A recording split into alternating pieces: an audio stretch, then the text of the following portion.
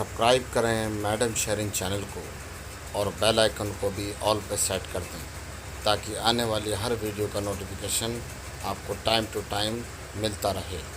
Hello my dear students. आज हम करेंगे क्लास 7 की सामाजिक विज्ञान की वर्कशीट नंबर हमारी 3 और डेट क्या है 23। ठीक है, यहाँ पर अपना नाम लिख लेंगे और यहाँ पर आप अपने टीचर का। तो चलिए आज पढ़ते हैं ग्लोबल तथा मानचित्र के बारे में पढ़ेंगे। ग्लोबल तथा मानचित्र क्या होता है बच्चों, पता है आप लोगों को? ग्लोबल हमारी पृथ्वी का एक डेमो देने के लिए, यानी कि हमें बताया जा सके, यानी कि हमें दिखाया जा सके कि हमारी इस टाइप की पृथ्वी है, जैसे ये बना हुआ है, तो इसे बोलते हैं हम ग्लोबल। ठीक है, ग्लोब बोलते हैं, ग्लोब। ठीक है, तो क्या आपने कभी सोचा है कि हमारी पृथ्वी कैसी है, गोल, चपटी या तश्तरी की तरह? तो चलिए आगे बढ़ते हैं।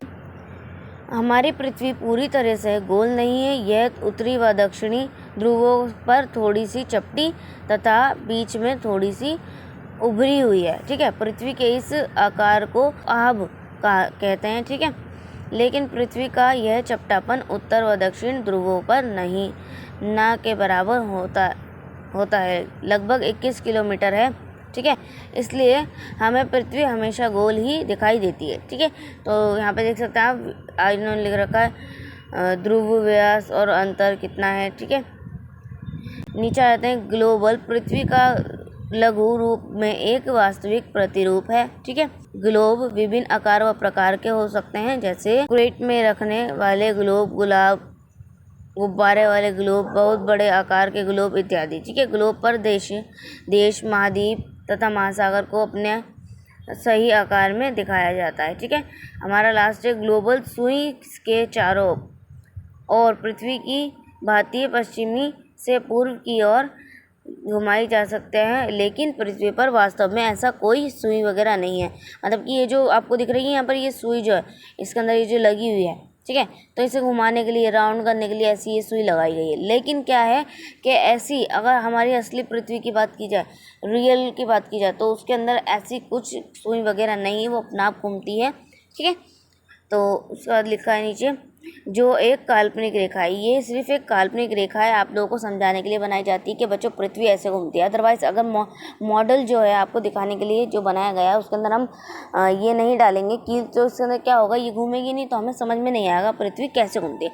तो बच्चों को समझाने के लिए ऐसे किया जाता है। ठीक है, बाकी इसका कोई और मतलब नहीं है। नीचे आते हैं गतिविधि नंबर 1। एक ग्लोब को ध्यानपूर्वक देखिए, उसमें आपको क्या दिखाई देता है उन्हें लिखिए। तो एक ग्लोब को ध्यान से देखना है और आपको उसमें क्या क्या दिखाई देता है, तो आप लिख सकते हैं इसके अंदर, जैसे कि ये हमारा ये ग्लोब पर देश, महाद्वीप व महासागरों का, तो ये लिख सकता है महासागर। ठीक है, ये हो जाएगा हमारा इसका आंसर। चलो नीचे आते हैं। दिए हुए संकेतों से विभिन्न आधार पर पृथ्वी तथा ग्लोब में अंतर बताइए। संकेत: ग्रह जिस पर हम रहते हैं गोलाकार, कोई काल्पनिक रेखा नहीं है।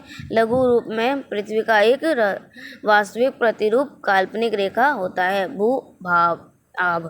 ठीक है, तो यहाँ लिखा हमारा आकार, ये पृथ्वी, ये गोल। ठीक है, तो पहला है हमारा अर्थ क्या है, तो अर्थ में आप लिख देंगे जैसे कि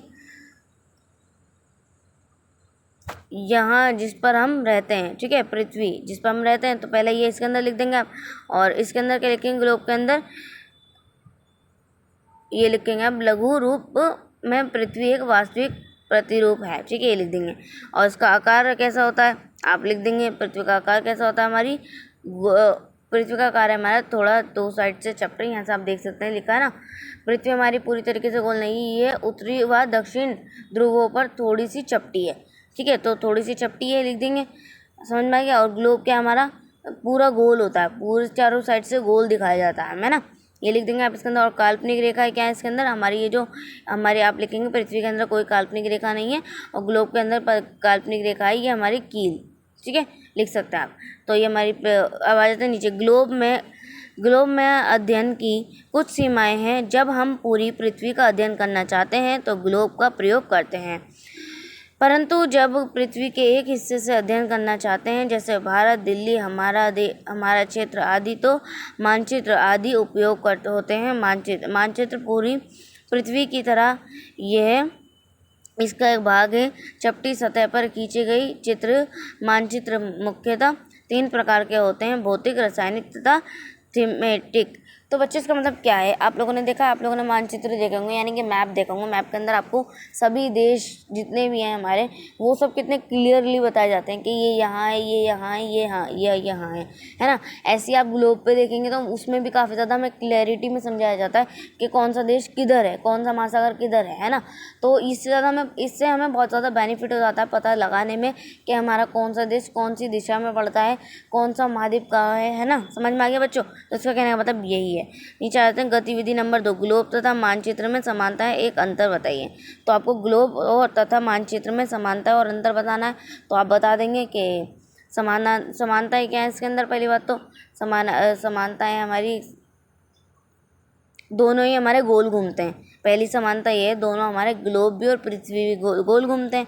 फिर उसके बाद आप इसके अंदर लिख सकते हैं इसके अंदर आपको क्या लिखना है, एक असमानता लिखनी है, नहीं एक अंतर लिखना है आपको। तो एक अंतर में आप क्या लिख देंगे कि इसके दोनों